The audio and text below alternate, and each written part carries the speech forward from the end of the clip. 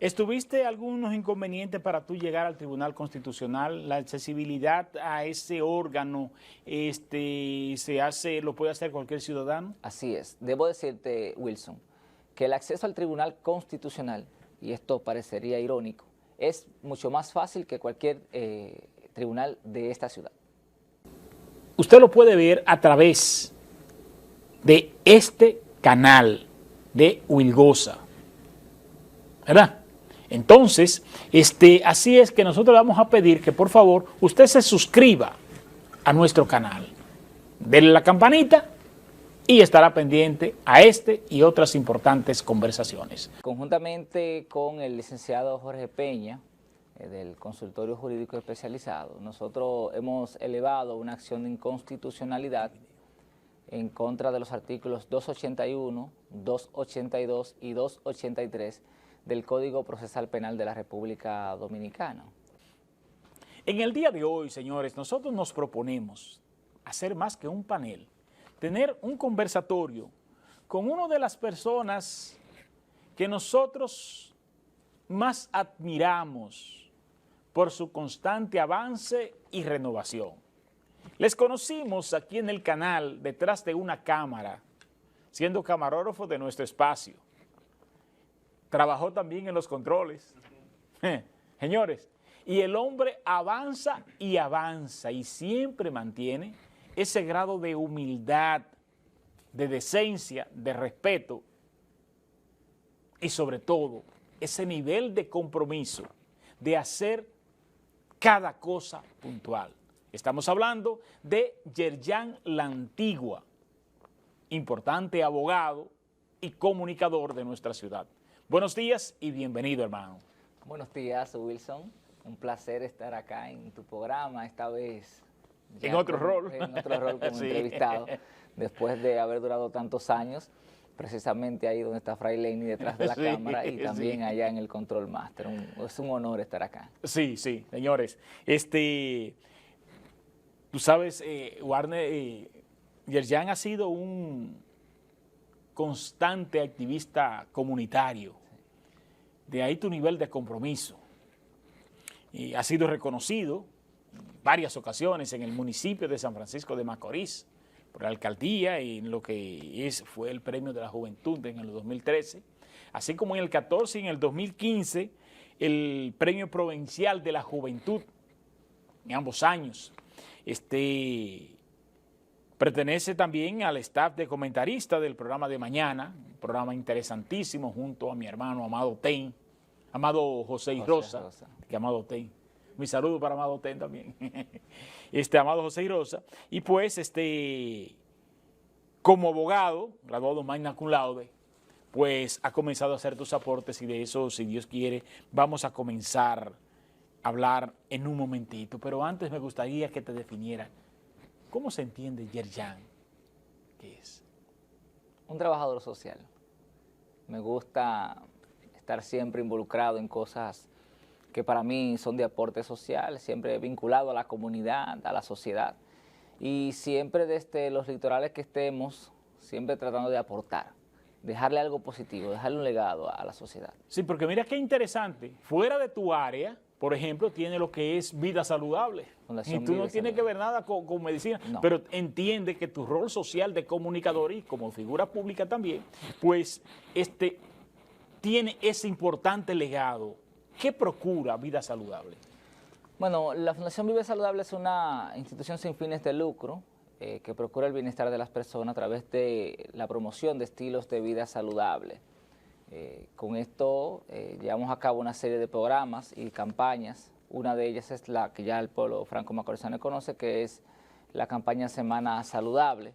Es una actividad de toda una semana de conferencias, de charlas, de operativos médicos, actividades físicas y deportivas y un gran cierre con una caminata y un festival saludable que se lleva acá en San Francisco de Macorís. La idea es promover la prevención de la salud, la prevención de enfermedades a través de lo que es el estilo de vida saludable, la alimentación saludable, la vida no sedentaria y obviamente todo lo que tiene que ver también con la salud mental, que es muy importante. Y también agregar ahí la protección del medio ambiente a través de que esas actividades sean amigables con el medio ambiente, porque poco podríamos nosotros hacer si hacemos actividades para la salud de la gente y entonces con ello impactamos de manera negativa el medio ambiente. Déjame decirte, Wilson, que nosotros somos hasta el momento la única institución de San Francisco de Macorís que no utiliza FON en ninguna de sus actividades. Y estamos promoviendo eso para que otras instituciones en sus actividades, e incluso en sus actividades diarias, no utilicen el FON, porque el FON no es reciclable. Entonces el FON termina, como no es reciclable, ninguna institución ¿verdad? Lo recicla, nadie lo compra, como es el caso del plástico, que así se compra y se recicla. Entonces termina ¿dónde? Termina en las alcantarillas, termina en las cañadas, termina en el río y luego termina en el mar y obstruyendo básicamente el cauce normal de estas. Y sobre todo el drenaje pluvial ineficiente de nuestras ciudades, porque son drenajes pluvial que se construyeron cuando había una casita o hay una edificación o una plaza. Correcto. Pues, y lo termina obstruyendo. Y es una responsabilidad de todos. A veces nos quejamos y no nos damos cuenta que nosotros somos los que vivimos generando los propios males. Así es. Y qué bueno cuando existan personas que tengan ese sentido de compromiso social, porque es que, y en esto insisto hasta la saciedad, nosotros nos nutrimos de la sociedad. ¿De dónde nosotros vivimos? Es del medio ambiente, señores. Todo lo que hacemos es en contacto con el medio ambiente. Vamos a preservar el medio ambiente, que nosotros podamos vivir, que es lo que procuran las reservas científicas, usted vivir de la naturaleza sin usted hacerle daño, pero usted vivir de ella. Claro. Pero tampoco hay por qué maltratarla. Y eso es interesantísimo, ese proyecto de vida saludable. Aquí lo hemos tocado en diferentes ocasiones, con diferentes profesionales.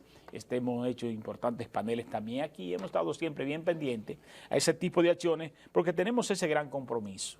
En el día de hoy nosotros te hemos invitado precisamente para que hablemos sobre tu vida profesional como abogado, que a pesar de ser un abogado eminentemente joven, porque no tiene, ¿cuántos años tiene de investido de abogado? 4 años. 4 años. Pero ustedes verán lo prolífero, la riqueza que hay en esos 4 años. Tienen una maestría en Derecho Constitucional, ¿verdad? En investigación criminal. En investigación criminal. Ciencias forenses, investigación criminal. Exactamente. Pero está haciendo 2 maestrías más. Sí. Estoy haciendo actualmente una maestría internacional en psicología criminal en una universidad española y de México. Excelente, excelente. Nosotros pues nos queda felicitarte. Y comencemos a hablar sobre lo que ha sido tu carrera como abogado. Sobre todo vamos a comenzar a partir de una importante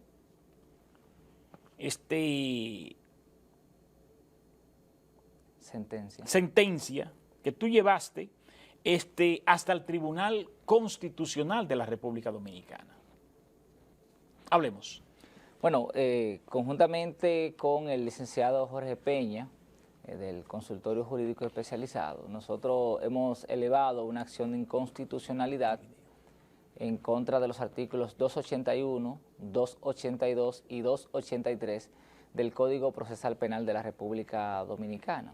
Vamos a experiencia de estos 5 ¿Ese fallo no fue emitido por Milton Rey Guevara? No, no. Penosamente, Milton Rey Guevara y los 5 jueces que le acompañaban en ese momento estaban, ¿verdad?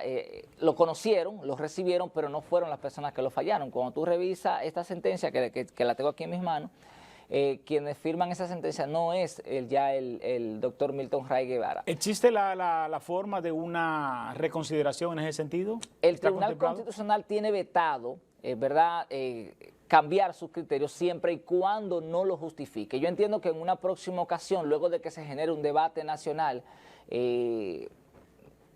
con diferentes juristas, entonces sí, quizá el Tribunal Constitucional lo reconsidere y cambie el criterio. Es algo un tanto peligroso el hecho de que un tribunal cambie constantemente de criterio. Sí, ellos lo han hecho anteriormente, a veces admiten o adoptan un criterio y luego se dan cuenta que ya ese criterio no es factible, entonces lo que hace es que lo cambien. De todas maneras, nosotros entendemos que esta acción de inconstitucionalidad sienta un precedente, porque fíjate tú que antes al imputado ni siquiera se le informaba que ese proceso se estaba llevando a cabo. Es decir, a ti te estaban archivando un caso. Se usaba juzgarte inclusive sin tu presencia.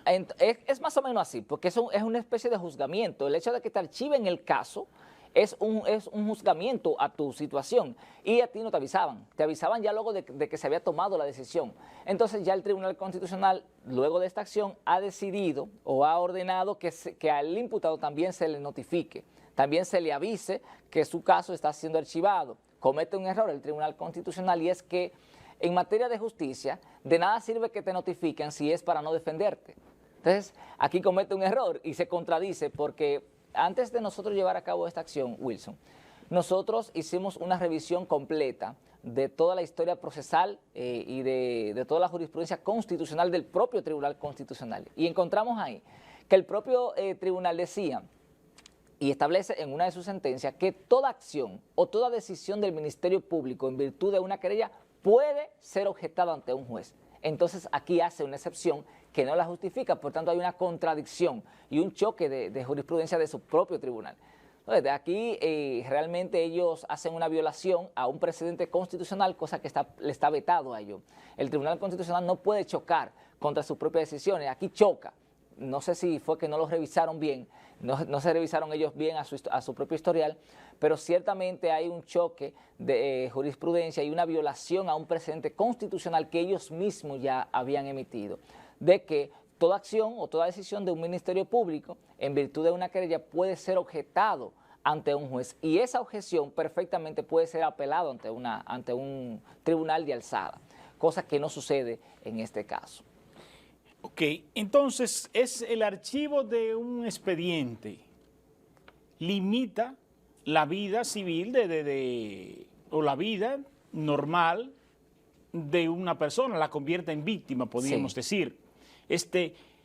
¿Cuál es el daño que se le hace a una persona con archivarle? ¿Es solamente el hecho de que no pueda defenderse o eso lo limita, por ejemplo, de un papel de no antecedentes penales y otras diligencias procesales? Mira, el propio Tribunal Constitucional ha establecido que, independientemente de que tú tengas un proceso abierto, si la sentencia no ha adquirido la cosa irrevocablemente juzgada, el valor de la cosa irrevocablemente juzgada, el Ministerio Público, que es el que emite las certificaciones de no antecedentes penales, como se llama, lo que la gente llama la certificación de buena conducta, está obligado a emitirla sin ningún tipo de tacha, dice el Tribunal Constitucional. Es decir, si tú tienes un proceso abierto, aunque ya tú hayas sido condenado en primera instancia, cuando tú vas a solicitar una certificación de no antecedentes penales, el Ministerio Público está obligado a entregártela sin tacha. No te puede decir que eso está ahí. No te puede decir que tú tienes un caso abierto. Tiene que decirla totalmente limpia. Es lo que ha establecido el propio Tribunal Constitucional. Sin embargo, eso en la práctica no se aplica. Tendrías tú que demandar o accionar en amparo para tú poder obtener lo que tú quieres, porque el Ministerio Público, desafortunadamente, en nuestro país tiene como una ventaja, y es que hace lo que quiera y la gente casi no acciona contra el Ministerio Público. Hace lo que quiera y no hay un régimen de consecuencias. Exactamente. Porque, por ejemplo, y hay algo que he criticado siempre y está contemplado, lo que es la negligencia. Sí. Aquí esa figura solamente se aplica, tiene un rigor, cuando se trata de la manutención de un muchacho. Y depende también, si quien debe la manutención es un político, es difícil. Es difícil, exactamente. Pero ahí es donde se penaliza la negligencia. Pero nuestro Ministerio Público, la Policía Nacional, nuestras autoridades, ¿cuántas negligencias no cometen? ¿Cuántas negligencias no pasamos los ciudadanos por su accionar y no tienen un régimen de consecuencias? Por ejemplo, en una investigación, que se obvien, para decirlo de alguna manera, un elemento en la investigación que entorpezca el resultado de esa propia investigación, eso pasa inadvertido. Pero está ocasionando un daño. Claro. ¿Y ese daño quién lo repara? Entonces, ese es un aspecto que la ley dominicana, yo me atrevería a preguntarte, ¿dónde está la debilidad de nuestro sistema de justicia? ¿En el espíritu de la ley o en la administración de la justicia? Es en la falta de acción, porque realmente el Ministerio Público, la persona que actúa en representación del Ministerio Público, tiene responsabilidad patrimonial frente a un daño que le procure a una persona. Y te voy a citar un ejemplo. Aquí hay un deportista en San Francisco de Macorís que fue imputado de un hecho, algo que realmente fue irrisorio, y hasta el juez se lo dijo en la primera instancia, en el día de la medida de coerción, el juez le dijo, ¿cómo es posible que ustedes hagan eso? Acusaron a una persona de haber sido apresado de utilizar armas ilegales, pero la persona lo que estaba era colaborando con la policía, entregó a un hijo que estaba siendo buscado por supuesta verdad uso de armas ilegales, él fue y lo entregó. Y a él lo acusan. Entregó a su hijo y entonces ahí la policía dice, ¿y las armas? Entonces el papá habla con el hijo y le dice, bueno, las armas están en tal lugar. En acuerdo con el Ministerio Público y con la policía, él fue a buscar esas armas, que le dijo a su hijo dónde estaban, la trajo en una mochila y cuando la llevó al cuartel lo dejaron preso y le hicieron un expediente. Adivina por qué era el expediente era por porte ilegal de armas y así lo acusaron. Cuando lo llevan ante el juez que iba a conocer la medida de coerción, el juez le dice, pero ¿cómo es posible que ustedes acusen a este hombre que lo que estaba era colaborando? Porque las pruebas de eso es lo que dicen. ¿Y qué pasó? Le archivaron el caso de manera provisional. Y esa persona no ha podido defenderse. Nosotros llevamos las acciones en oposición, en apelación, y lamentablemente la ley ahí tiene un vacío.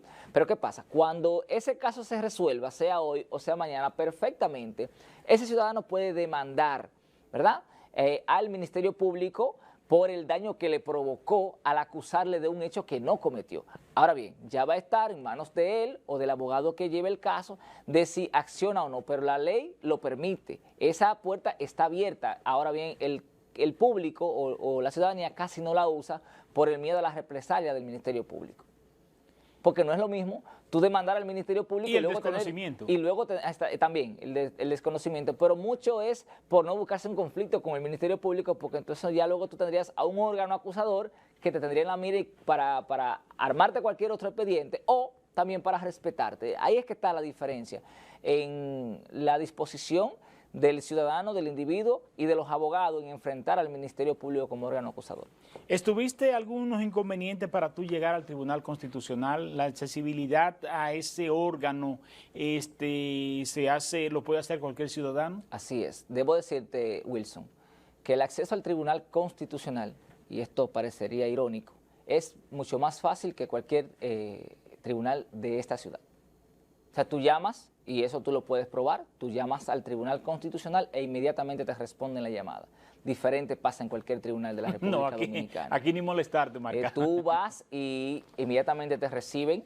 Si hay cualquier error dentro del procedimiento que tú estás llevando, dentro de la documentación, ellos te dicen, te reciben ahí y luego entonces te invitan, te citan a una audiencia que es oral, como tú viste ahí, que tuvimos la oportunidad de participar. Y entonces luego tú esperas el fallo que desafortunadamente sí dura un poquito de tiempo, dura un año y pico la sentencia, a veces hay otras que duran mucho más tiempo. Y nosotros tuvimos la suerte, si se quiere, de que se conociera en un año y varios meses y ya tenemos una jurisprudencia constitucional que si se quiere va mejorando los derechos fundamentales de la persona.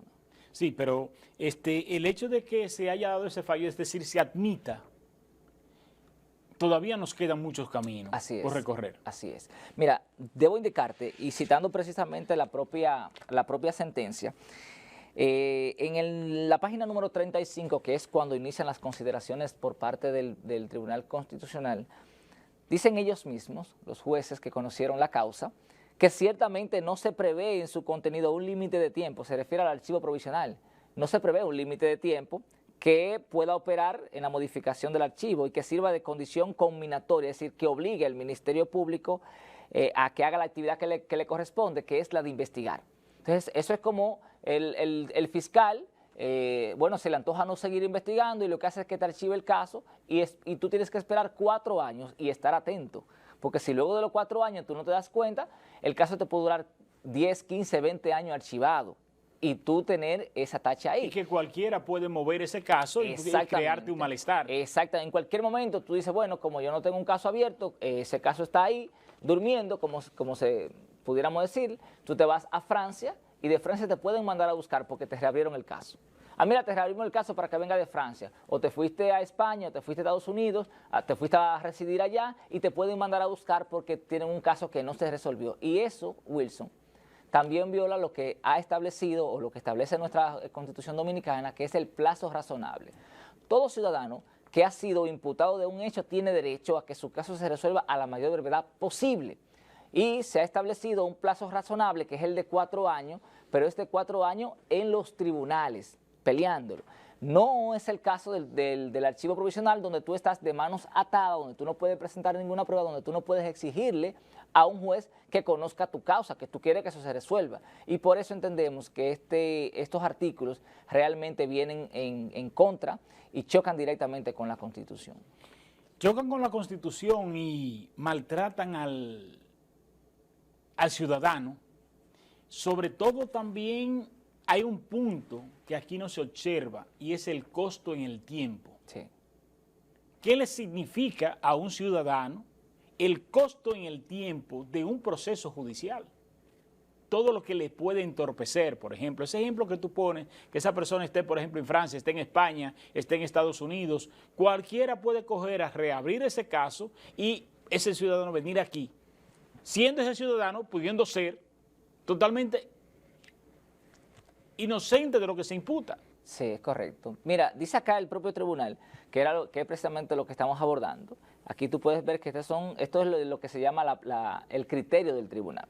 Dice acá en la página 35, la persona objeto de la investigación pudiera estar en una incertidumbre jurídica. Exacto. Lo dice el propio Tribunal Constitucional, de hasta dónde podría estar sujeta a la investigación, por un lado, y por otro lado, a la expectativa de que se modifique el archivo dictado con base a los artículos, a los numerales 1, 2 y 4 del artículo 281, en cualquier momento sin tener certeza de cuándo podrá darse esa modificación. Entonces eso te mantiene a ti en una incertidumbre jurídica, en un limbo jurídico que no te deja descansar, que no te deja estar en paz y por tanto constituye una violación a tu dignidad, ¿verdad?, a tu derecho a la libertad, a tu derecho a ser juzgado en un plazo razonable, a tu derecho al estatus de lo que tiene que ver con la inocencia. Aquí se habla de la presunción de inocencia, pero déjame decirte, Wilson, que ya la Suprema Corte de Justicia ha establecido que no es una presunción, que es un estado. Ya más que presunción es un estado. A ti se te debe tratar como inocente hasta tanto una sentencia que haya adquirido el valor de la cosa irrevocablemente juzgada diga lo contrario. Por tanto, ya no es una presunción, es un principio y es un estado de inocencia. Por eso yo siempre, y aquí difiero totalmente del Colegio de Abogados y de todos los organismos que tienen que ver con la comunicación, sí, de esa publicidad que se hace a los casos judiciales. La presentación, la exposición sí, de personas que no han sido condenados por un tribunal y hayan adquirido la cosa de lo irrevocablemente juzgado, para entonces ser sindicados. Aquí lo sentencia el pueblo, aquí lo sentencian los medios de comunicación. Nosotros muchas veces nos creemos que tenemos un tribunal en cada escenografía. Y nosotros estamos para comunicar, para informar, no para sentenciar. Eso lo hace un juez. Y aquí vemos esa publicidad. En un momento nosotros nos solicitaron desde el Ministerio de Salud Pública para que les colaborara con lo que es la comunicación de los asuntos de salud. ¿Tú recuerdas que aquí habían bases de programas metidos en las emergencias? sí. Y le entraban la cámara en plena emergencia a los pacientes? Entonces, gracias a Dios, ya eso, Vladia ha hecho un trabajo excelente ahí, en comunicación, en el Hospital San Vicente de Paúl, y gracias a Dios ya no se está registrando. Pero sigue lo mismo, por ejemplo, en el cuartel de la policía de San Francisco de Macorís. Es una fuente informativa, pero también expone a personas que en un estado de derecho que te diga que si esa persona no ha sido acusada, es totalmente inocente. Los medios de comunicación juegan un rol del que nosotros pertenecemos, juegan un rol poco decoroso ante el sistema de justicia. Es más aún, Wilson, una persona no puede ser presentada en los medios de comunicación hasta tanto se haya abierto un juicio de fondo. A ti te pueden imputar, a mí me pueden imputar un hecho, y hasta que no pase el tamiz de lo que se llama la audiencia preliminar, que es la fase preliminar precisamente del caso, a ti no se te debe presentar, ni tu nombre debe salir en los medios de comunicación. Es lo correcto. ¿Por qué? Precisamente por el estatuto de la presunción de inocencia o de la inocencia. Sin embargo, aquí a una persona lo imputan e inmediatamente lo publican en un medio de comunicación. Ahora bien, si la persona está de acuerdo y da declaraciones, obviamente con esa declaración está dando autorización para que eso sea publicado. Pero si una persona no quiere ser publicado, tiene el derecho, porque así lo establece la norma. La norma establece perfectamente y claramente que dentro de los derechos que tienen los imputados es de no ser presentado ante los medios de comunicación y ante la comunidad de forma que dañe su honra y su moral. Entonces, hasta tanto un proceso no se haya hecho público, que es cuando ya entra a juicio de fondo, sí se hace público, no debe ser presentado ante los medios de comunicación. Y es una violación constante que se da. De hecho, aquí se van a molestar un poco los compañeros que hacen videos en vivo en la calle, pero es la realidad. Eso en algún momento tendrá que cambiar. No puede ser que tú vayas en tu carro, ¿verdad?, en tu vida privada, te pare la policía y que conjuntamente con la policía que te está parando en la calle, también venga un camarógrafo que te está transmitiendo en vivo y que te está viendo todo el mundo. Eso realmente es violatorio. Atenta contra tu seguridad, inclusive. Contra tu seguridad y atenta contra tu derecho a la intimidad. Tú no quieres que la gente sepa que tú andas en ese carro ese día, o que tú andas desarmado. O que tú andas, o que tú andas en un t-shirt, o que tú andas en pantalón corto. O sea, la gente, y que es un informativo, es un informativo, porque desde que tú lo dices, por ejemplo, ok, fulano anda desarmado. Correcto. Pero ya todo el mundo sabe que tú no tienes armas ahí, ¿verdad? Y tú puedes ser objeto de un ataque más adelante porque ya te han ubicado. Hay algunos incluso que establecen el tema de que ellos tienen derecho a la información. Pero ¿qué pasa? El tema de la libre expresión y difusión del pensamiento y el derecho a la información tiene un límite, y el límite es precisamente la honra y la intimidad de las personas. Fíjate tú qué interesante, el legislador fue inteligente cuando dijo, miren, el único límite que le vamos a poner a el derecho a la información y el derecho a la difusión del pensamiento es la intimidad y el honor de las personas. Entonces, cuando ya tu derecho a la información va a rozar con mi derecho a la intimidad, entonces ahí se para el tuyo y comienza el mío. Que eso debemos tenerlo bien claro, los comunicadores. Claro, es decir, que si en algún momento tú no quieres que alguien te grabe, obviamente ya está violando tu derecho al honor y tu derecho a la intimidad, y por tanto su derecho terminó ahí.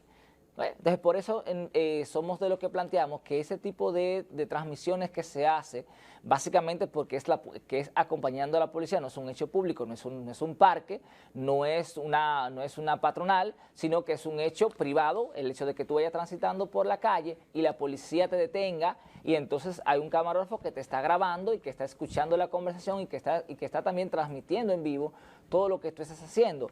Independientemente de lo que se pueda pensar, es un hecho cierto, es una violación realmente del derecho a la intimidad que luego debe ser corregido. Y sobre todo el protocolo policíaco debe ser revisado. Claro. Porque se supone que donde hay un policía debe haber una advertencia de riesgos, de peligros, claro, que hay un perímetro que no debe ser penetrado, que no debe ser violado. Claro, no, y además la policía recuerda que tiene un rol de protección ciudadana. Exacto. Entonces no puede hacer el rol de protección ciudadana permitiendo la violación de un derecho fundamental en contra de la ciudadanía, que es el hecho de la violación a la intimidad. Es decir, aquí hay mucha tela por donde cortar. Es amplísimo. Porque a nosotros las cosas comunes, y les decía eso el día pasado a mi madre en una conversación que teníamos, les decía, lo que pasa es que la gente no advierte que las cosas han cambiado. Le ponía el ejemplo de un hombre en un campo, muchacho de 20 o 23 años, 25 años, se llevó una muchachita de 12 y 14. Mi abuelo se llevó a mi abuela a los 12 años y 9 meses. ¿Verdad? ¿Cómo lo resolvió mi abuelo? El papá de mi abuelo fue donde el alcalde, y el alcalde cogió donde mamacita, la mamá de mi abuela, y resolvieron eso entre quienes. El alcalde luego fue con los dos muchachos, el papá fue a la casa y regularizaron el matrimonio. ¿Y ahora? Ya no se permite. ¿Te das cuenta? Entonces, las cosas cambian y queremos seguir actuando igual. Y esos cambios la ciudadanía debe aprovecharlo. Claro. Antes tú comprabas un terreno y tú hacías una edificación, es tuyo. Hoy hay una ley de desarrollo urbano que te dice a ti, sí, espérate. Entonces, ese carácter de propiedad, ese carácter de hacer las cosas de manera libérrima, a espalda de los cambios, es lo que ha producido un estancamiento social. Que tenemos cambios importantes a nivel teórico y a nivel de instituciones, pero cambios que no son aprovechados con la ciudadanía, que por un lado se empecina en actuar igual que antes, y por otro lado autoridades que no saben imprimir los avances que hemos tenido a la sociedad.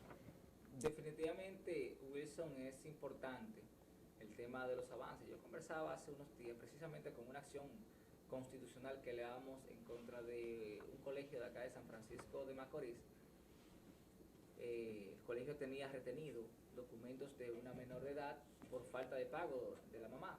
Quien está demandando es el papá, que ha cumplido con el pago a la madre no así había cumplido con el colegio, pero dice el papá, bueno, yo tengo a la hija que la voy a cambiar de colegio y necesito que ella siga estudiando. El colegio en represalia le retiene los documentos a la menor de edad y entonces nosotros le advertimos al colegio que era una violación a un derecho fundamental, el derecho a la educación. Y cabe destacar que el artículo 56 de la Constitución Dominicana establece que los derechos de los menores de edad están por encima de los derechos de las personas adultas y eso es obligatorio, es de aplicación obligatoria.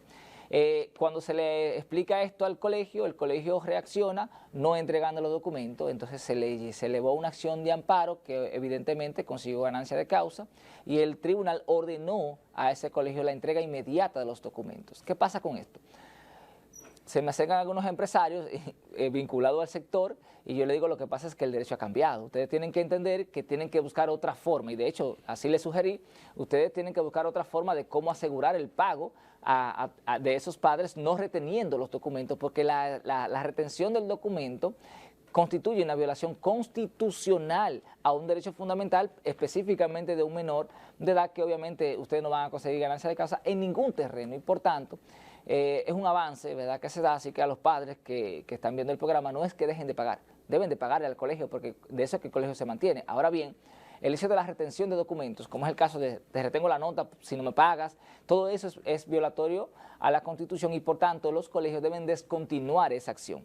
Esto no es contra los colegios, es el derecho que ha ido avanzando y obviamente tenemos que adecuarlo. Ahí también el abogado tiene una gran cuota de responsabilidad, claro, porque no encausan bien el proceso. Por ejemplo, tú me dices que ese padre demandó al colegio, sí, a través de nosotros. A través de ustedes, ¿verdad? Sí. Por ejemplo, ¿qué pasa? Es a la esposa que él tiene que demandar. Correcto. Y así se lo hizo saber el tribunal. El tribunal, cuando se llevó, el tribunal lo primero que le preguntó, ¿qué acciones han llevado ustedes para hacer el cobro efectivo de esa deuda? Ellos dijeron que no, y de hecho no pudieron demostrarlo ante el tribunal y por tanto, obviamente, le dice la juez, pero ustedes saben que hay otras vías para cobrar que no sea la retención. Que no sea la retención. La retención de los documentos, porque aunque a veces nosotros queremos hacer lo que entendemos y creemos que tenemos razón, ¿verdad? Y creemos el poder de la razón. Sí, entonces ahí es donde radica la peligrosidad de lo que tiene que ver con la aplicación o no del derecho. Tú tienes que saber que el hecho de tú retener un documento es como sucede con las clínicas. ¿Un secuestro? Las clínicas no pueden retener a una persona por falta de pago, tú tienes otra vía para cobrar eso. Entonces, el hecho de que tú retengas a una persona atado a un suero para que no se vaya, se convierte en un secuestro. Entonces, si no lo liberas y buscas la forma de que te pague por otra vía, obviamente tú estarías siendo objeto de una acción de amparo, ¿verdad? Que obviamente, o una acción cualquiera que te obligue a entregar a esa persona. Y eso es algo que tenemos los ciudadanos que entender. En un momento estuve en una situacioncita ahí, en un pequeño choquecito, y les decía a unos sindicalistas del transporte, tienen que aprender a manejarse. Porque mira lo que le pasó, por ejemplo, en Boca Chica, ¿verdad? No sé si tú recuerdas, fueron acusados de secuestro. ¿Por qué?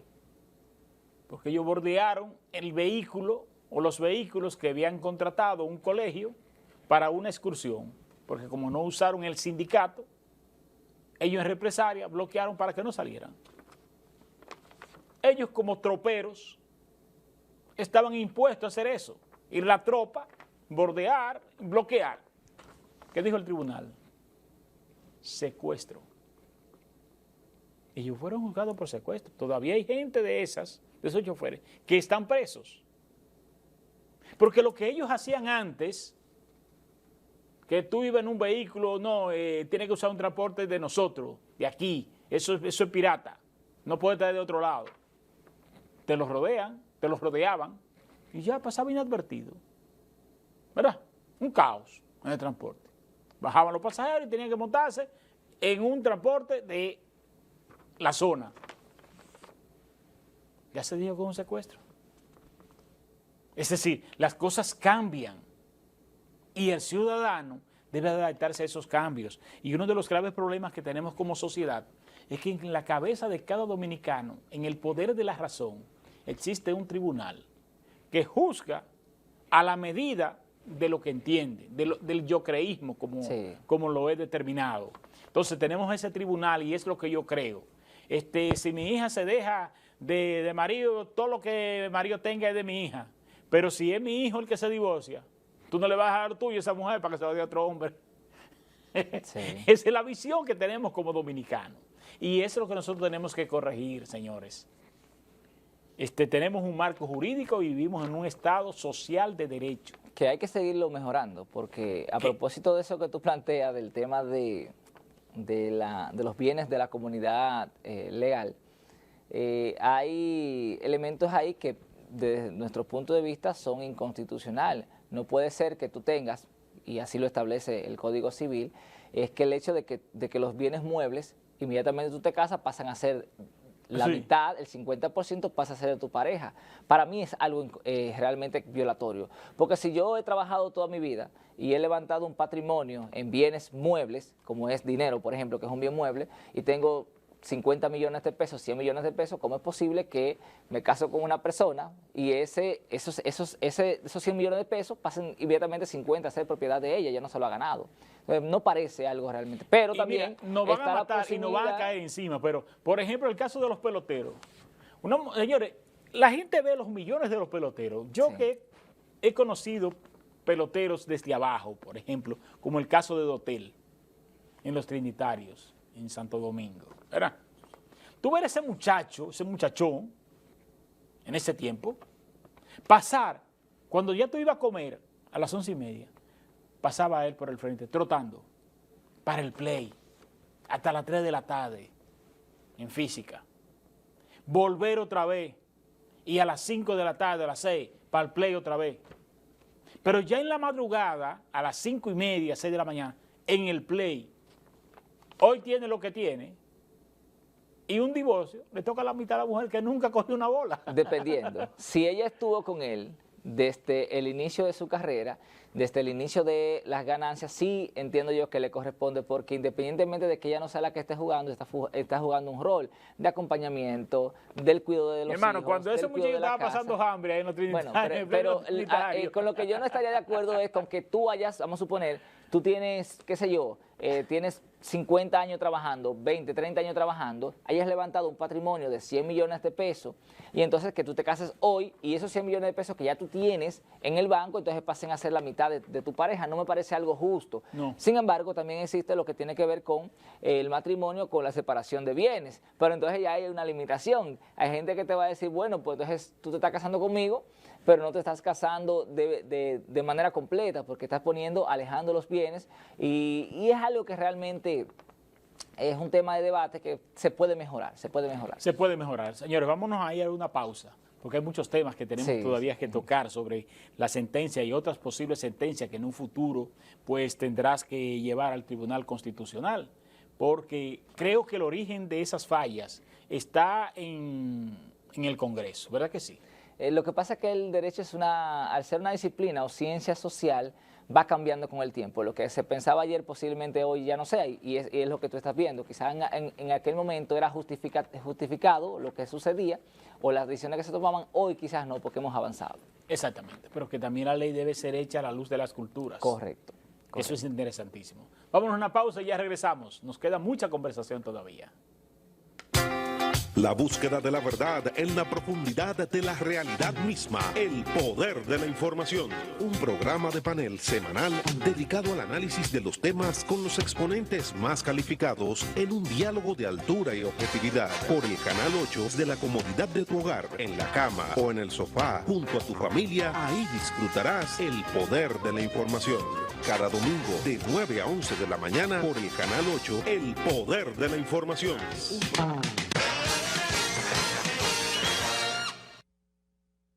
Ha comenzado a generar debates, ha comenzado primero a elevar voces, como tú hacías referencia, pero también ya está llamando a hacer debate. Vemos ahí a nuestro directo amigo Claudio Aníbal Medrano, que es un asiduo visitante de nuestro espacio,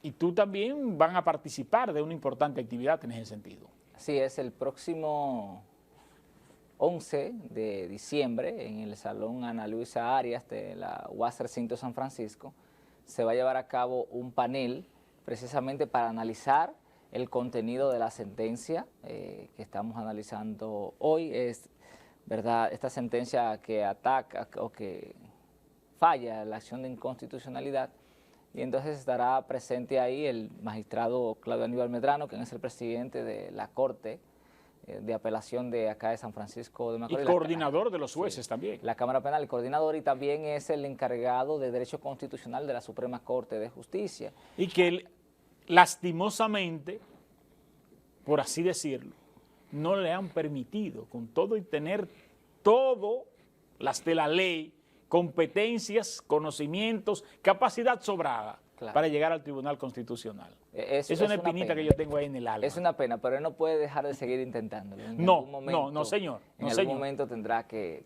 tocarle, y sería un privilegio, ¿verdad?, y un gran honor, claro, tener a Claudio Aníbal Medrano como miembro y una garantía, del Tribunal Constitucional. Claro, es un garantista, es un constitucionalista, de manera que teniéndolo a él en el Tribunal Constitucional, gana el país, ¿verdad? Él gana la institucionalidad del país. Entonces estará él, estará también Trajano, el presidente del Colegio de Abogados, y un maestro catedrático también de la Universidad Autónoma de Santo Domingo, que viene desde la capital, y habrá un panel que estamos invitando, ¿verdad?, a todos los abogados, los juristas que les interese este tema, que se hagan presencia para que puedan participar.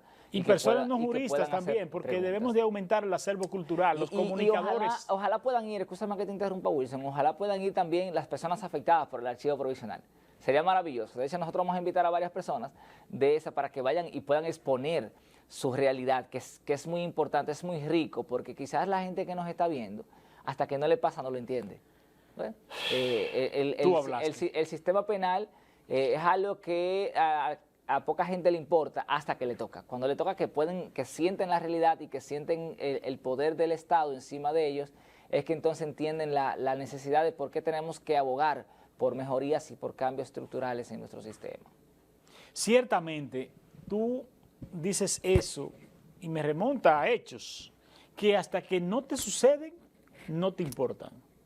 Y entonces comete la torpeza porque no aprovechaste las experiencias ajenas para tú conocerla.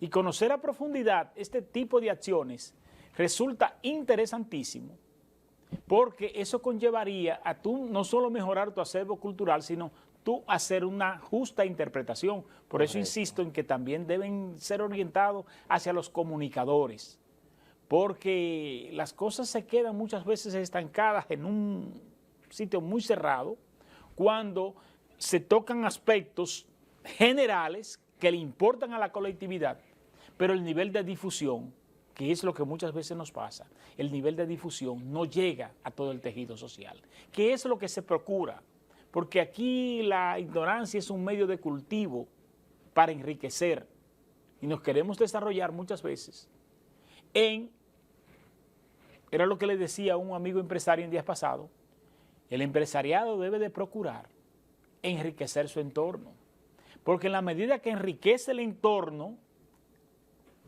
aumenta la plusvalía de su bien. No es lo mismo tú tener una empresa rodeada de casuchas y de pobreza, que tú tener una empresa enclavada, por ejemplo, en el sector de Herrera, en Santo Domingo. Tu bien va a valer más. Y donde quiera que tú estás, si tú tienes esa mentalidad, las cosas pueden ser diferentes. Importante dato de esa sentencia. Sí, mira, acá en la página 38 de la sentencia, nosotros queremos destacar precisamente el criterio del Tribunal Constitucional. Y aquí tú puedes ver, Wilson, que establece en el numeral 11.23, dice el tribunal, de manera que la no previsión de un plazo máximo, se refiere al archivo provisional, que limite el ejercicio de esa facultad, se refiere a la facultad que tiene el Ministerio Público, verificada en el artículo 281, literales 1, 2 y 4, resultaría violatorio a dicha garantía constitucional, en particular desde la óptica del principio de seguridad jurídica. No solamente, eso prácticamente es un adefesio, la decisión de... Fíjate tú que ellos dicen, y aquí lo repiten, no sé si lo están enfocando acá. Para ellos que han visto eso como algo contemplativo, ellos no sabían que tenían que... Nosotros, miren, la infracción constitucional advertida precedentemente, ellos admiten que hay una infracción constitucional. Sin embargo, no la corrigen. Parece interesante. Parece ser que yo no sabía que eran los jueces. Y luego tú vas a ver el fallo, que es más interesante todavía. El fallo es el primer fallo que yo veo, por lo menos de la sentencia que he leído del Tribunal Constitucional, que dice, son conforme con la Constitución siempre y cuando lo condicionen. Las cosas son o no son. Exacto. Son o no son. Entonces, en este caso, el tribunal como que le quiso encontrar una salida cómoda a esto. Entonces, mira, con relación a lo que tiene que ver con el derecho de defensa que nosotros hemos establecido y el derecho a la información que tiene el imputado del proceso, el Tribunal Constitucional admite y dice que sí, que de ahora en adelante hay que notificarla, pero no lo ordena en su dispositivo de conclusión, o sea, en la parte dispositiva, entonces lo deja en el aire. Pero mira qué pasa, la no impugnación, ellos dicen que tú no puedes objetar algo que te beneficia, no puedes objetarlo y no puedes apelarlo. Entonces aquí lo establecen ellos, en la página 42 dice que la no previsión de mecanismos de impugnación para el imputado cobra total sentido si se trata de un archivo, toda vez que los efectos favorables que implica se traducen en una ganancia de causa a su favor de manera inmediata, por lo que no tendría razón la parte accionante en su reclamo. Es falso. Se equivoca el Tribunal Constitucional y te lo puedo decir con toda autoridad. ¿Por qué? No es cierto que si a ti te acusan de un hecho, el hecho de que te quiten la medida de coerción que te impusieron, eso te deja libre. No, o sea, no es una ganancia, porque si tú eres inocente, ganancia sería o que te lo archiven de manera definitiva, totalmente ya el caso, que no se hable más del caso, o que un juez o el juez de la instrucción declare un no al lugar, o que en el caso hipotético, en juicio de fondo, te declaren no culpable. Ahí sí, exacto, ya sería una ganancia de causa, porque ya el tribunal te descargó. Ya el tribunal, en el caso del juez de la instrucción, ha dicho no al lugar, o sea, no al lugar a la acusación para pasar a juicio de fondo, porque no hay los méritos suficientes. Es decir, eso no sirve. Eso no cumple con los requisitos, es lo que dice el juez de la instrucción. Pero supón tú que pase esa parte, pasó el filtro de la legalidad, hay algún mérito que entiende el juez que debe ir a juicio de fondo, y luego en el juicio de fondo el tribunal dice no culpable, ¿verdad? Es no culpable. Entonces ya ahí sí hay ganancia de causa, porque ya el tribunal te va descargando, independientemente de que tu caso siga abierto. En el caso del archivo provisional, no. En el caso del archivo provisional no hay una decisión. Tú estás atado a un proceso. Tú estás atado a un proceso, y aquí es donde se equivoca el Tribunal Constitucional. No es cierto que el hecho de que te liberen de una medida de coerción, como es el caso de impedimento de salida o cualquier otra medida de coerción que tú tengas, no es cierto que eso sea una ganancia de causa, porque si tú eres inocente, eso sería una ganancia de causa para alguien que es culpable. Si ¿Podría volver tú a someter ese mismo...? Lo vamos a volver a someter, y créeme que si no lo conseguimos a través del Tribunal Constitucional, lo vamos a hacer a través del Congreso, porque esto le va a llegar a las manos de varios congresistas. ¿Por qué?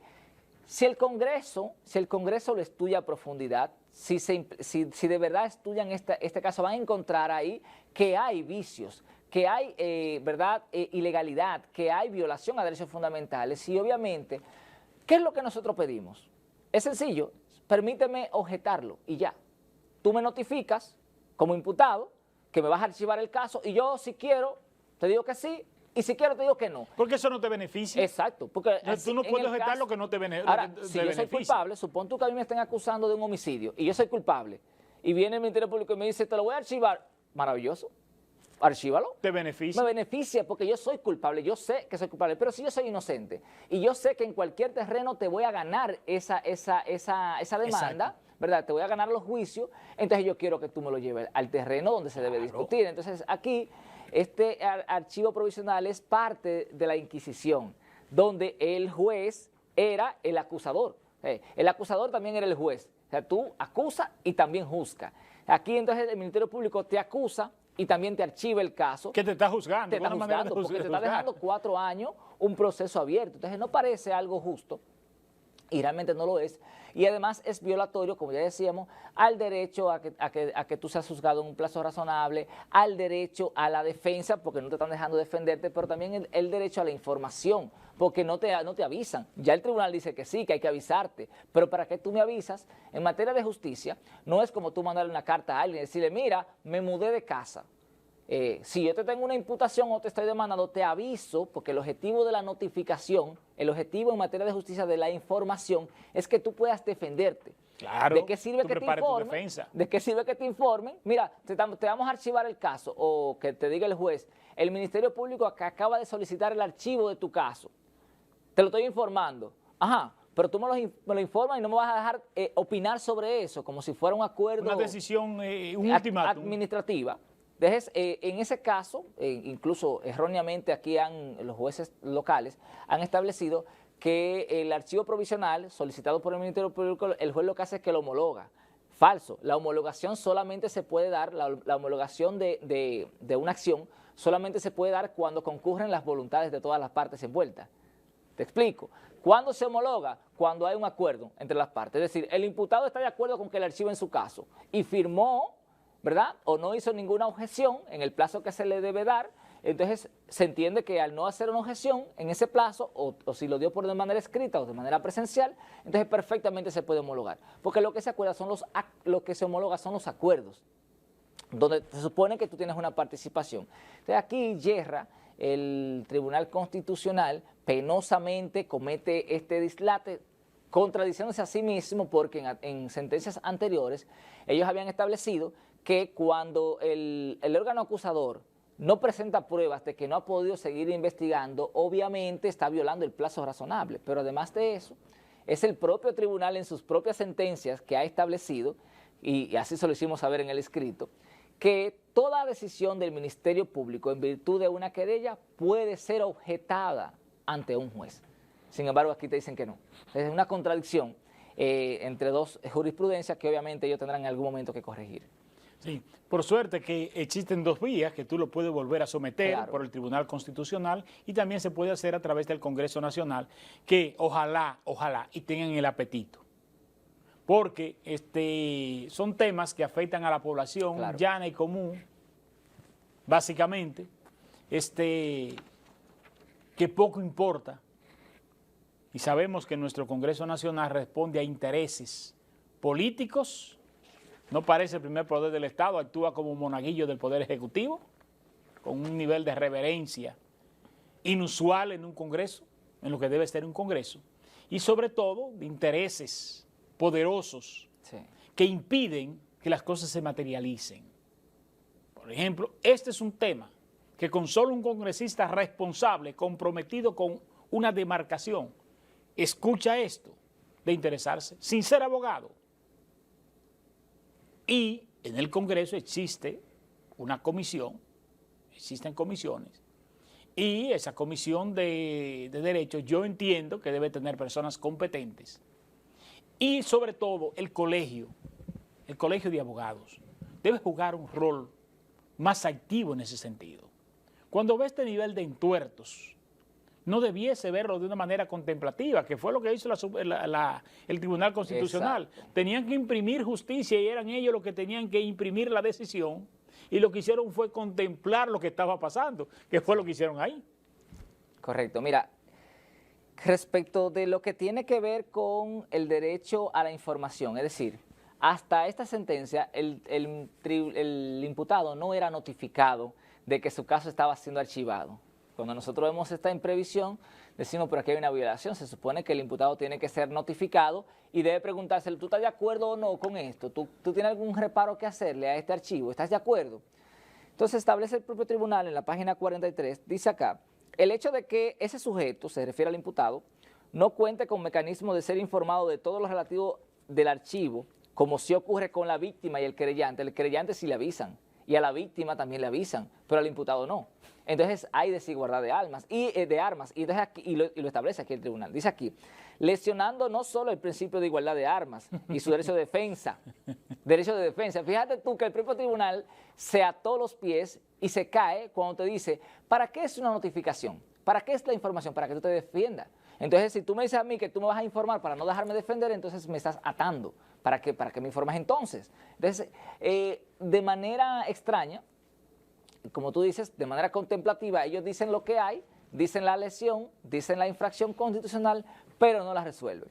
Entonces, dices acá, sino que también su dignidad humana. O sea, no solamente afecta la igualdad de armas, también el derecho de defensa y la dignidad humana al quedar bajo la incertidumbre del poder punitivo del Estado. Por consiguiente, existe desigualdad de armas cuando el imputado o investigado no es informado de todo lo que acontece en el proceso a propósito del derecho a la información.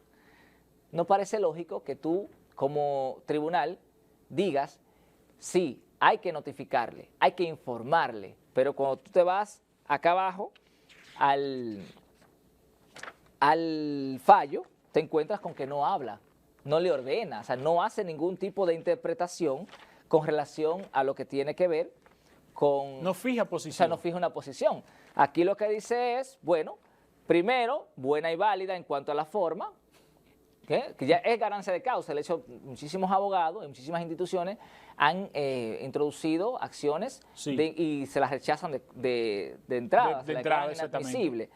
Luego aquí rechaza en cuanto al fondo. El artículo 281, numeral 3, yo estoy de acuerdo con que lo declararan ¿verdad? Conforme, porque eso es para aquel que no ha sido individualizado y por tanto no va contra nadie. Y como no hay nadie involucrado, entonces no tenía por qué ser incluido. No tiene suficiente peso. Entonces aquí declara, dice aquí el tribunal, declarar conforme con la Constitución la citada disposición legal, se refiere aquí al 281, 1, 2 y 4, y dice, siempre que la aplicación de aquella sea en conjunto con las disposiciones, si lo condiciona, está condicionado, pero esa condición que puso el Tribunal Constitucional es violatoria al plazo razonable y también es violatoria a lo que decía ahorita, al derecho de defensa, es decir, que dejan la lesión. También dice aquí, declara el artículo 282 conforme con la Constitución, siempre otra vez lo condiciona. Fíjate tú que ellos están dejando una brecha. Siempre que la aplicación de aquella sea en consonancia con el derecho a la información del investigado o imputado, o a todo lo relativo al caso, en particular si existe o no archivo definitivo modificable. Y luego, entonces, acoge en parte y lo que hace es algo y corrige algo que nosotros no le pedimos que corrigiera. Lo hacen de manera conexa, tienen la autoridad para hacerlo, pero corrigieron algo que nosotros no le pedimos en ningún momento que lo corrigiera. Y fíjate tú que en ninguna parte habla o le ordena a que de ahora en adelante sea informado el imputado. De manera que esto es una sentencia bastante interesante, pero se ha logrado lo que nosotros queríamos, que era llevar el debate a nivel nacional y que luego, si no sea por esta vía, entonces que el Congreso se aboque a conocer este tema y a modificarle con el simple hecho de que se le permita al imputado objetar la decisión del Ministerio Público de archivarlo y de que eso pueda ir a un juicio donde se debata, ¿por qué tú me lo quieres archivar? No, yo quiero que tú me lo conozcas. Mira, yo tengo prueba para conseguir un archivo definitivo, yo tengo la prueba para conseguir un no al lugar. Entonces vamos a conocerlo en esta fase y tú me descargas de eso de manera completa y obviamente si me conviene, porque yo soy culpable, yo sé que estoy acusado de un homicidio y me acusaron de ese homicidio, yo sé que hay elementos de prueba me lo van a archivar y perfectamente yo digo, excelente, archívalo por el tiempo que tú quieras. porque es un tiempo que me va a dar mi libertad para yo hacer lo que entienda o preparar o que la prueba penosamente, ¿verdad? La prueba se desaparezca o lo que sea, ¿verdad? ¿Podría ser eso un medio de cultivo para la impunidad? ¿Tú dices cuál? El archivo provisional. Claro que sí, porque es una potestad que tiene el Ministerio Público. Y un Ministerio Público, ¿verdad? No, cuando hablo del Ministerio Público no hablo de personas, hablo del órgano de la figura como tal, jurídica. de la figura jurídica. No se vayan a sentir mal el Ministerio Público local ni de ningún lado. Sí puede ser porque, vamos a suponer, en el caso supuesto de que un fiscal reciba de alguien, de un acusado, de un imputado, algún beneficio y le solicite a ese fiscal, que es el director, ¿verdad?, del fiscal titular de un distrito judicial, archívame ese caso. Nada lo impide.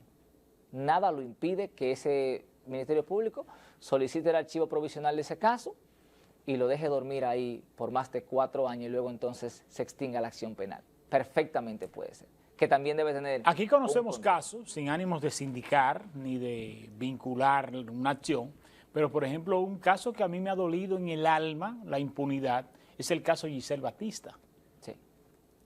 Que a mí me ha dolido en el alma, porque a pesar de que yo no conocí a esa joven, por las huellas dejadas a nivel social, su impronta como estudiante, joven inquieta de la pastoral juvenil, de los grupos sociales de la comunidad, y tú ver que su muerte nadie la paga y que quien cometió ese crimen puede estar cometiendo otros crímenes y tú ver como que todo quedó así, pese a la diligencia que en principio se hicieron a nivel de presión social, pero que luego pues se extinguieron y eso es un caso que quedó impune totalmente.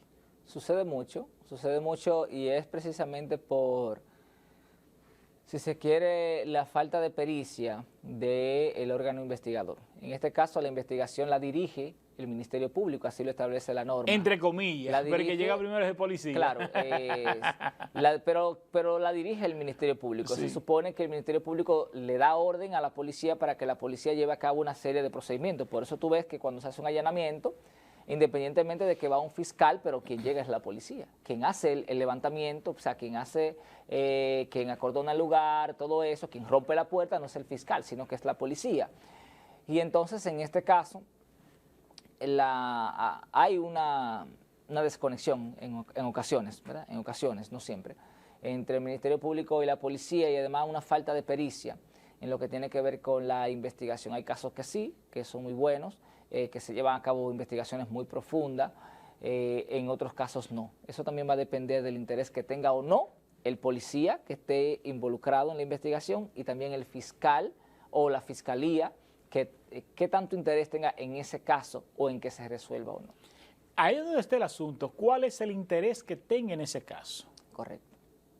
Y una población tener que depender del interés de un funcionario para que una acción que va a repercutir a nivel social sea ejecutada, lastimosamente nos preguntamos qué tanto hemos avanzado.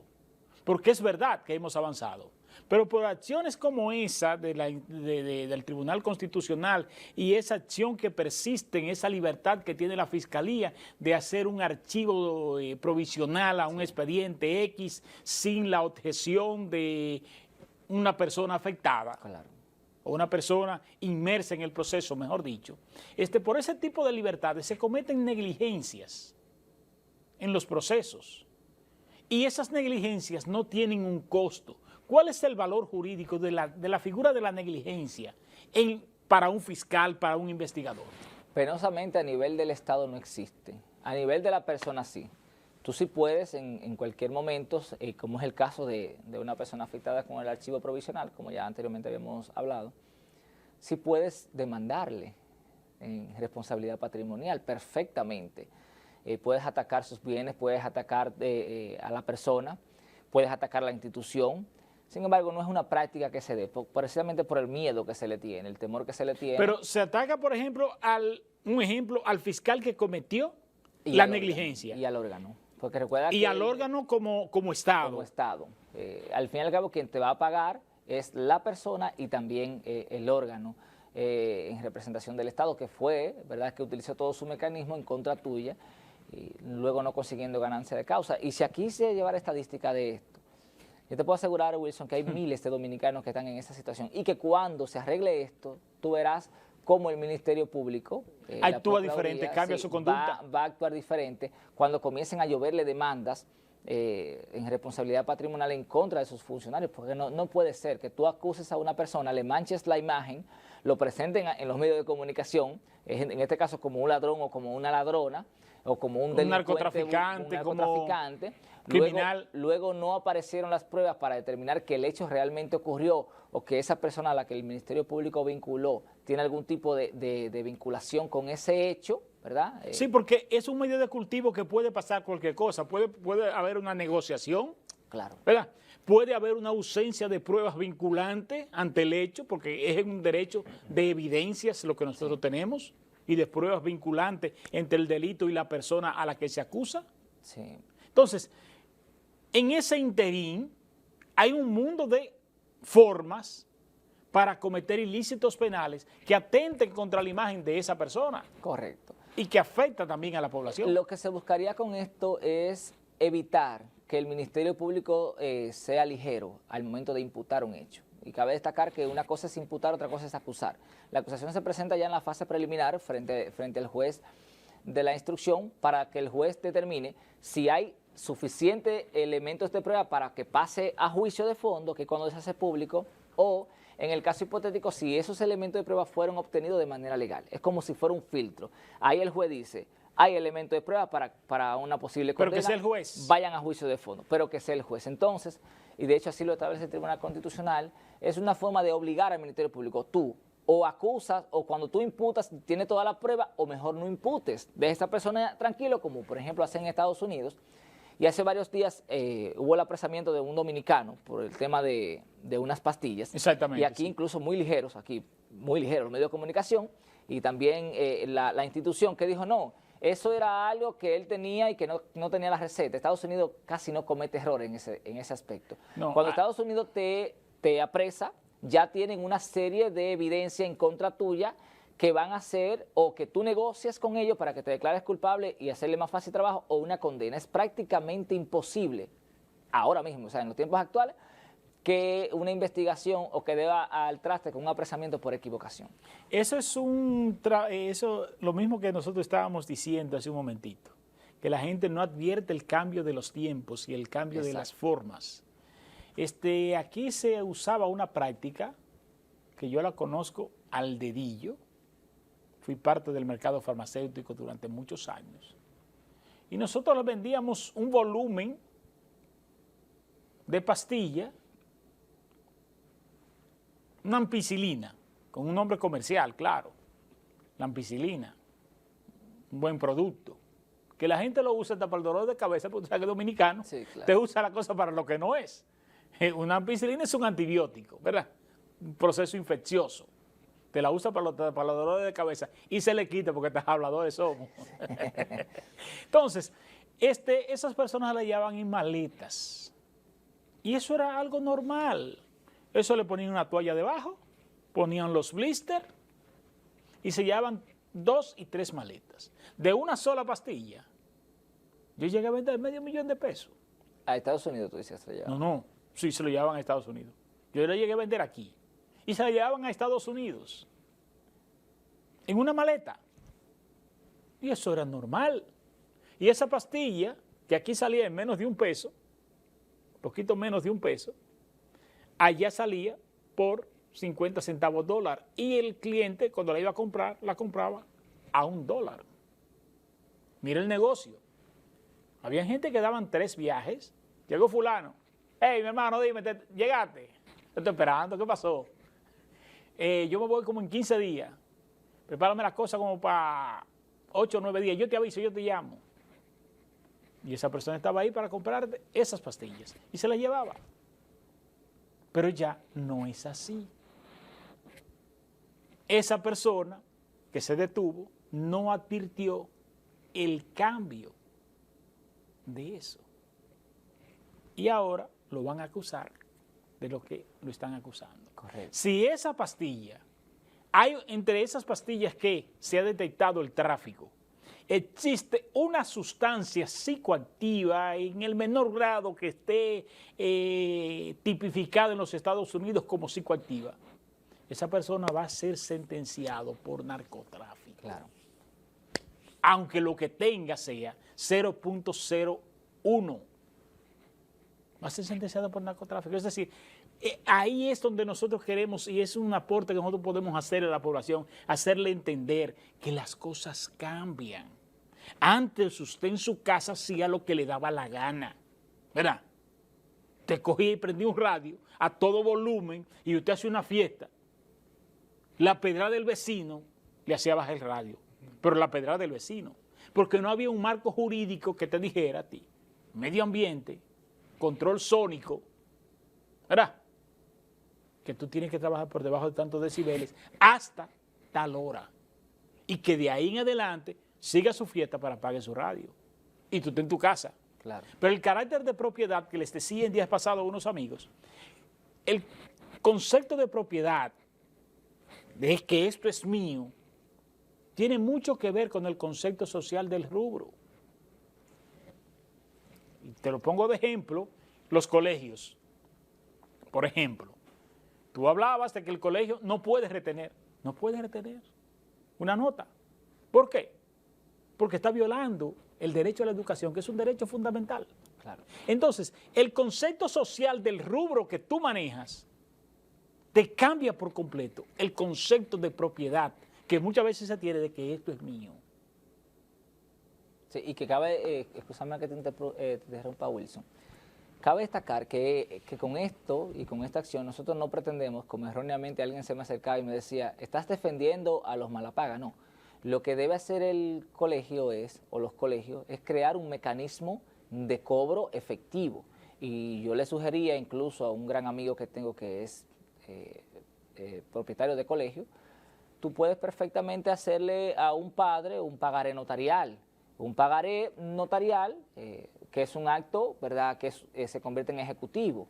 Es como si fuera una sentencia. Y cuando la persona no te ha pagado la cantidad acordada, en vez de tú tener que irte a demandarlo a un tribunal, perfectamente tú puedes inmediatamente advertirle que te pague y si no, embargarle sus cuentas embargarlo, que es una forma efectiva. Y te evitas el proceso de tener que ir a un tribunal a demandarlo en cobro de peso. Entonces, de esa manera debe ser, no reteniendo los documentos, porque entonces hay una colisión de derechos fundamentales, que es lo que nosotros procuramos, sabiendo que ya el derecho no es el mismo de antes, las cosas han Pero cambiado. ahí es donde la gente debemos de civilizarnos. Aquí tú llevas una gente a la justicia y esa persona es enemiga tuya para Sí, toda la vida. eso es normal. Porque tenemos un tabú, es normal, lo hemos normalizado, Sí. ¿verdad? Porque tenemos un tabú del sistema de justicia.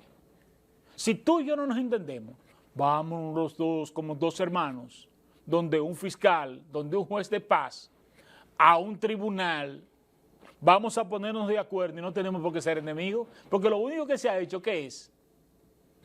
Decir cuál de los dos es el que tiene la razón. Claro, claro. Eso no tiene por qué enemistar.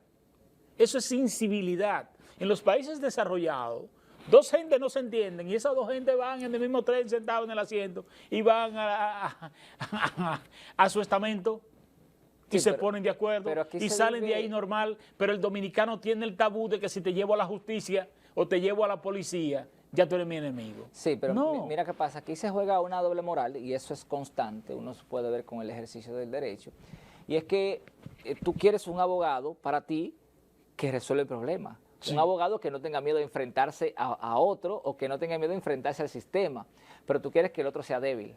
Sí. Tú quieres que el abogado contrario sea débil y eso es lo que pasa cuando se encuentra con un abogado que sabe en lo que está, que defiende el derecho y que se apega a la ley y que consigue ganancia de causa, entonces ese abogado se convierte en enemigo de la persona, de la contraparte. ¿Por qué? Porque la contraparte entendía que ese abogado debía ser débil y que debía permitir Y el que no abuso, podía defenderlo así. y que no podía defender a la otra parte como lo defendió. Entonces ahí es donde radica el tema. Obviamente no, el que pierde no se va a sentir a gusto, pero luego, y aquí es una ventaja, Luego, cuando quieren un abogado, ¿verdad?, que los represente de verdad, que los defienda de verdad, entonces es posible que piensen en ti como primera opción. Sí, eso se da mucho en materia laboral. Me ha pasado constantemente. En materia laboral se da mucho ese caso, que hay demandas y el abogado que tiene ganancia de causa, casi siempre contratado para un futuro para la empresa. Correcto. A la que él mismo atacó. Correcto. Tú te sientes mal en el momento porque perdiste. Perdiste. Pero si perdiste, ¿verdad?, en un momento determinado, posiblemente no tenías razón. Pues, y tú ves en ese abogado la fortaleza para que te defienda en un futuro juicio. Correcto, correcto. Y Por eso yo no tengo problema. Cuando una contraparte se siente mal, obviamente uno siempre lo hace con mucho respeto y con mucha altura, nunca dirigiendo la demanda o el ataque, nunca dirigiéndolo directamente a la persona, sino al caso, al hecho en sí. Pero eso es natural. La otra persona, la contraparte que sucumbe, te va a ver siempre como un enemigo. Pero si tú haces el trabajo de manera correcta, créeme que tú posiblemente seas la primera opción para esa persona en un momento determinado que necesite un abogado sí, porque que no tenga miedo. Una de las teorías del conflicto precisamente radica en que el problema del conflicto comienza en el momento mismo en que se enfrentan las personas que están llamados a resolver ese conflicto. Correcto. Terminan enfrentándose en términos personales, cuando en realidad lo que debe enfrentarse es la violación.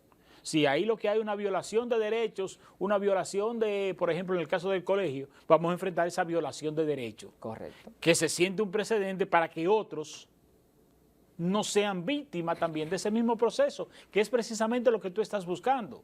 O para que usted salga del equívoco, porque puede ser que usted esté pensando que es como usted cree y luego Exacto. le demuestra a un tribunal, le demuestra con una sentencia debidamente justificada, le demuestra que no, que usted está equivocado y así usted aprende. Exactamente. Y ganamos todos. Exactamente, que es lo que procuramos, sumar. Nosotros tenemos un compromiso, contar, por ejemplo, ese paso de avance a la sociedad, Correcto. Que es lo que procuramos. Y el paso de avance no lo vamos a lograr apostando a la ignorancia, sino es apostando a la enseñanza. Vamos a reiterar ya en los minutos finales lo que es la invitación a la actividad. Correcto. A esa importante actividad. Invitar 11 de diciembre en el Salón Ana Luisa Arias. Habrá un interesantísimo panel sobre esta sentencia, la sentencia 0592-24 del Tribunal Constitucional. Entendemos, ¿verdad?, que es una de las primeras sentencias llevada a cabo, o sea, una acción de inconstitucionalidad llevada a cabo por abogados locales de acá de San Francisco de Macorís y que sienta un precedente jurisprudencial constitucional en nuestro país, porque es vinculante a todas las instituciones, tanto públicas como privadas. Entonces, invitar este 11 de diciembre este gran panel donde estará Claudio Aníbal Medrano, Trajano Vidal Potentini, que es el presidente del Colegio de Abogados a nivel de la República Dominicana. Y estaremos hablando ahí sobre esta sentencia, analizando el contenido de la misma y ojalá que los juristas puedan participar y algunas personas que tengan inquietudes respecto a este tema para que la puedan plantear en este panel. Inclusive Diplan, que es un importante abogado y catedrático universitario de Cotuí, un placer. Nos ha reportado que viene para acá y viene con otros abogados también. Un placer, un placer. Pues será bastante interesante esta actividad. Nosotros tenemos el prestigio siempre de tener a Diplan ahí sentado. Es un gran compromiso que nosotros tenemos con la información y con la calidad de la información, la calidad de gente que a nosotros pues nos da seguimiento domingo tras domingo. Precisamente por la fortaleza que tenemos de nuestros invitados, que son la estrella de lujo que nos damos cada domingo en este espacio, que por más de 17 años hemos mantenido ininterrumpidamente, del que tú fuiste camarógrafo y hoy eres un gran expositor. Ayer fuiste grande detrás de esa cámara y hoy también lo eres en el escenario ya. Muchas gracias. Nos alegra y disfrutamos tu superación, tus avances, tus éxitos. Y tú sabes que tú eres nuestro hermano. Muchas gracias. Lo mejor de todo eso, Wilson, es que la sociedad se pueda beneficiar de eso. Porque exactamente. De poco sirve que uno avance si la sociedad no se beneficia. Exactamente. Ya ustedes ven lo que hemos dicho desde el principio, nuestro respeto y nuestra admiración, hermano. Gracias, igualmente. Ustedes, mis amigos, estas conversaciones, estos paneles que hacemos aquí, nosotros los subimos a nuestra red y tú lo puedes ver a través de Wilgosa. Ponme la titulación, por favor, ayúdame ahí. Usted lo puede ver a través de este canal de Wilgosa. ¿verdad? Entonces, así es que nosotros le vamos a pedir que por favor usted se suscriba a nuestro canal. Denle la campanita y estará pendiente a este y otras importantes conversaciones. Ustedes y yo nos vemos el próximo domingo. Buenos días. La búsqueda de la verdad en la profundidad de la realidad misma. El poder de la información. Un programa de panel semanal dedicado al análisis de los temas con los exponentes más calificados en un diálogo de altura y objetividad. Por el Canal 8 de la comodidad de tu hogar, en la cama o en el sofá, junto a tu familia. Ahí disfrutarás el poder de la información. Cada domingo de 9 a 11 de la mañana por el Canal 8, el poder de la información.